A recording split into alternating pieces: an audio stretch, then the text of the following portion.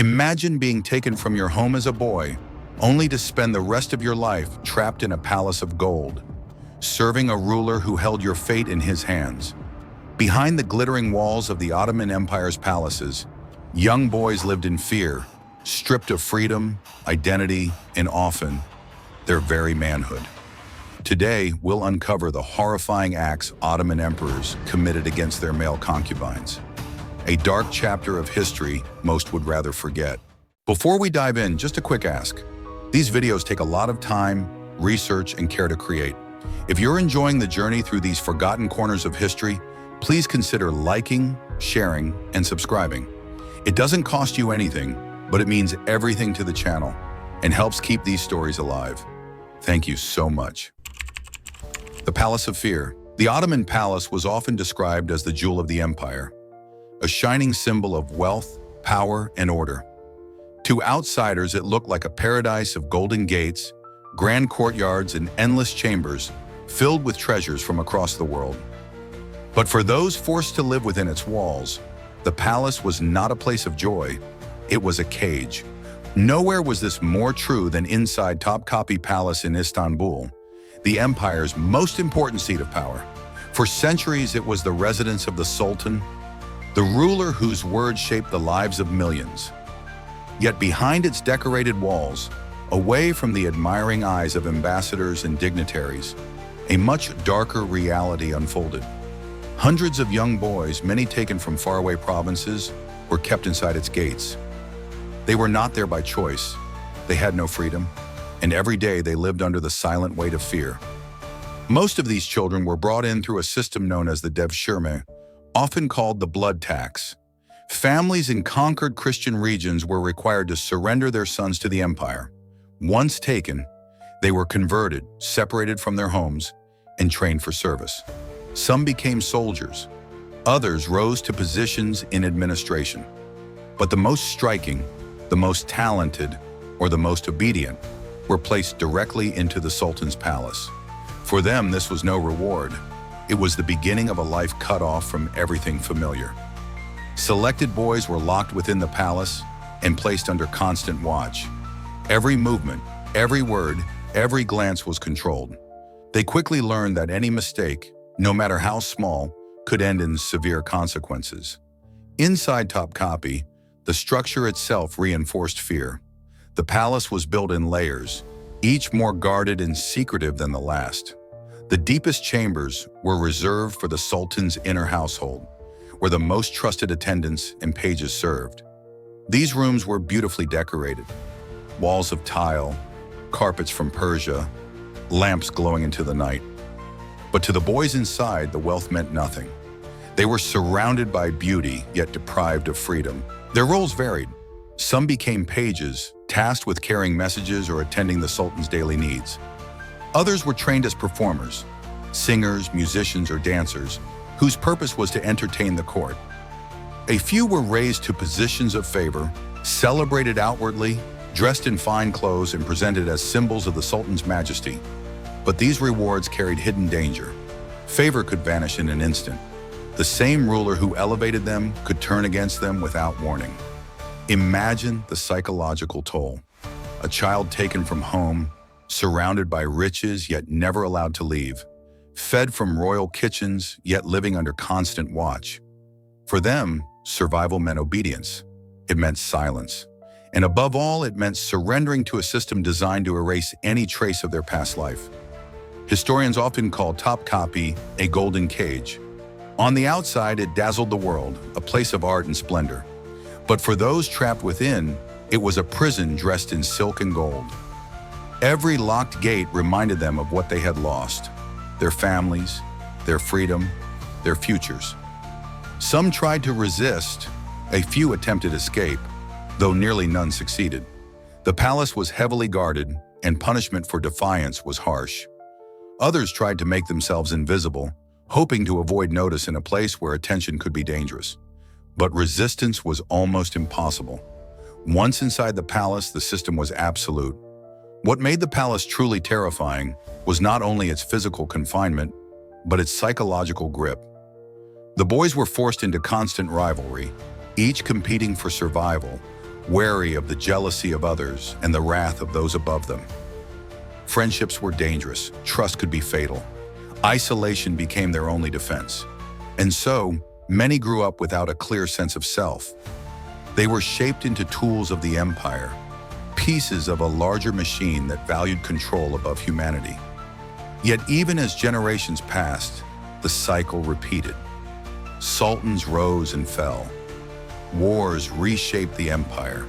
The palace itself expanded. But the fate of these youths remained the same. For them, beauty and obedience were not blessings. They were burdens that chained them to a life of fear. The palace glittered in sunlight, but within its walls, countless young lives faded into silence. The Palace of Fear was not a legend. It was a reality, one that destroyed lives and left shadows across history that we are only beginning to confront today. The breaking of the body. There was one procedure in the palace that changed a child forever. A deliberate, state-sponsored alteration meant to remove choice and force dependence. It was not framed as cruelty in official records. It was described as a tool of governance, a way to secure loyalty, eliminate rivalry, and preserve the order of the Sultan's household. For the boys taken into this service, the act was nothing short of life-shattering. When historians write about the imperial household, they sometimes speak in clinical terms: eunuch, servant, guard. Those words hide a harsher reality. Many of the youths destined for the inner court were altered in ways that made a normal future impossible. In that era, medicine was primitive, and the procedures carried enormous risk. Infection, fever, and sometimes death followed. Those who survived carried visible and invisible marks for the rest of their lives. Their bodies and destinies were permanently changed by the state. The transformation served a cold logic. If a child could not form a family or a line of heirs, he could not build rival power centers within the palace. He became, in the eyes of the regime, reliable and safe to place near the ruler and the ruler's household. That perceived safety allowed emperors to entrust important responsibilities to these altered servants, guarding private quarters, acting as intermediaries, or managing sensitive palace affairs. The state converted vulnerable youths into instruments of control. Two broad groups appear in contemporary accounts. One group, often described in travelogues and administrative records, served as guardians and keepers of the most private areas of the household. They were assigned duties that required complete trust, and they were watched closely by palace officials. The other group, coming from different regions and backgrounds, was trained for administrative roles: reading, record-keeping, and ceremonial duties. Some of these men rose to positions of great influence, advising on etiquette, managing household logistics, and even shaping access to the ruler. The paradox is stark. The same alteration that erased personal futures could also elevate an individual into a seat of power within the palace machine. This arrangement created strange, painful contradictions. A man might enjoy privileges, fine clothing, education, proximity to the ruler, while also being marked by a loss he could never reclaim. The palace rewarded loyalty with status, but at the cost of personal autonomy. A person could be both powerful and permanently dependent, both respected in ceremony and haunted by the fact that his life had been taken from him. The human costs were not only physical, the psychological impact was profound. Boys who had been separated from families and altered by force struggled to form lasting identities. Questions that most people take for granted. Who are you? Who do you belong to? What will your future look like? Had no satisfying answers inside the palace walls. Their sense of self was shaped by service, by the hours they spent attending, by the rituals that defined their days, and by the constant knowledge that their bodies had been modified not by choice, but by decree. There were practical consequences beyond the emotional.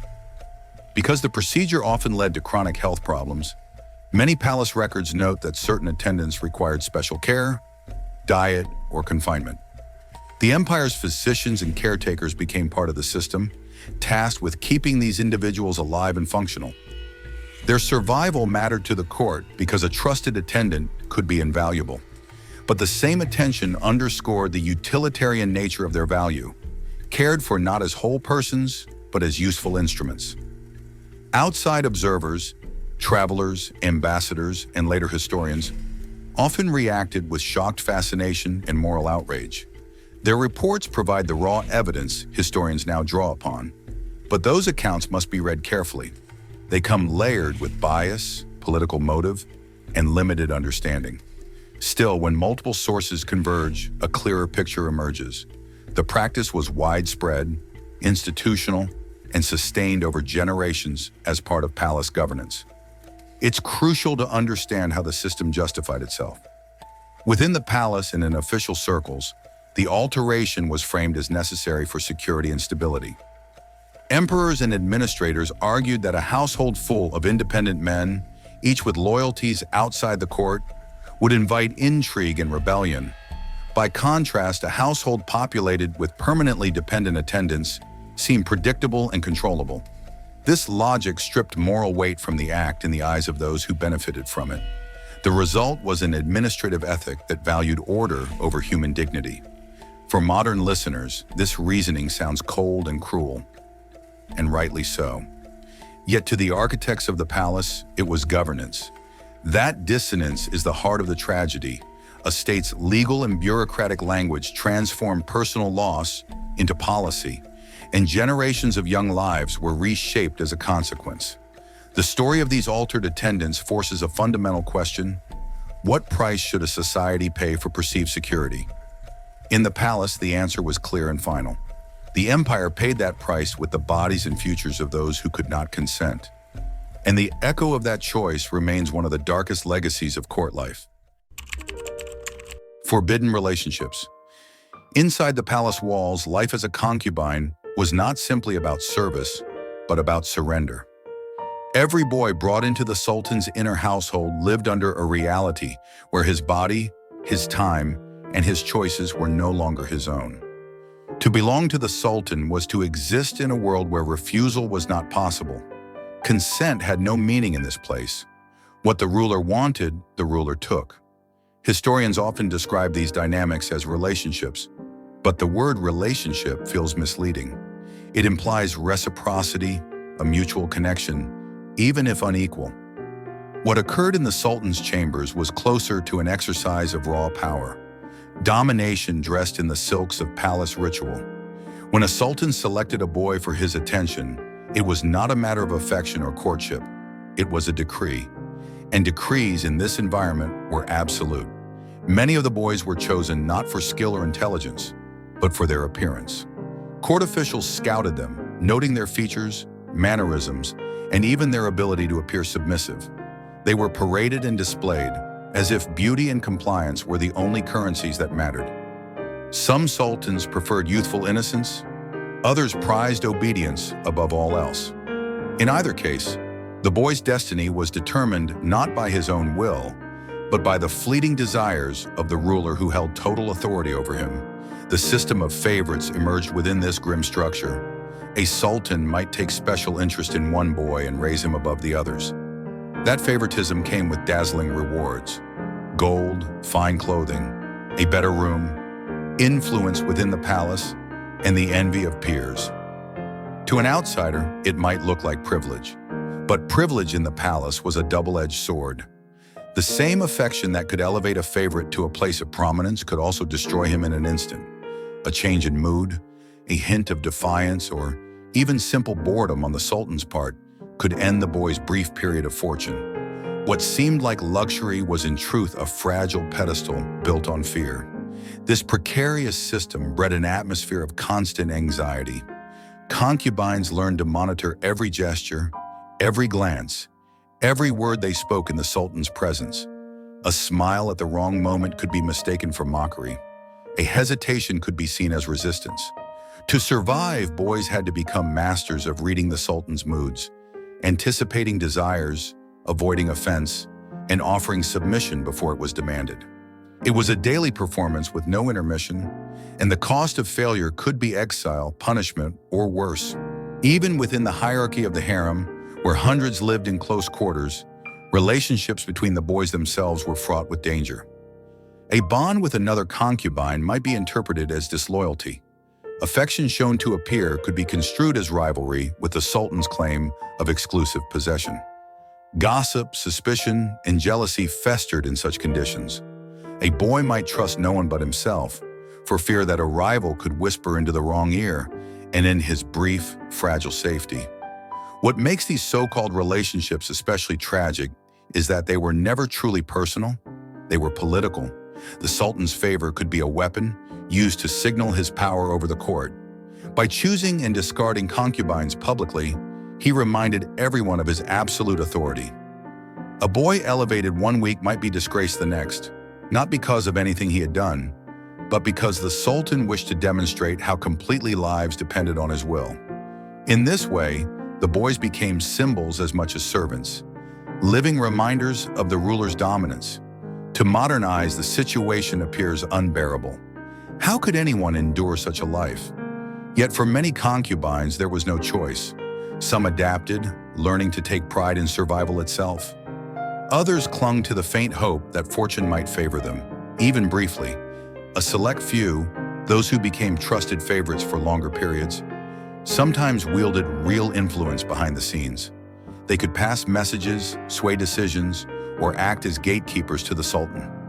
But even these men lived with the knowledge that their status depended entirely on someone else's whims.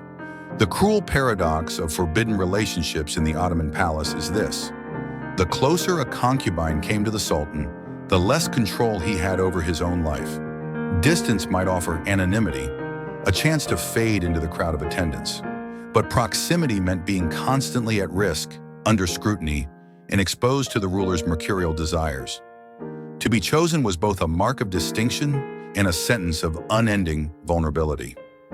Every day for these boys was a gamble between survival and destruction. To outsiders, the gilded walls of the palace might have looked like paradise. To those inside, especially the concubines, it was a prison disguised as a palace, where the rules of love and companionship were rewritten into instruments of fear and control. If you made it this far, thank you so much for watching. We know these are not easy stories to hear, and we deeply appreciate you joining us on this exploration of history's darker corners. If you found this video insightful, please consider giving it a like, sharing it with others who are interested in untold history, and subscribing to the channel to make sure you don't miss our next chapter. Thank you, and see you in the next episode of Dark Lore.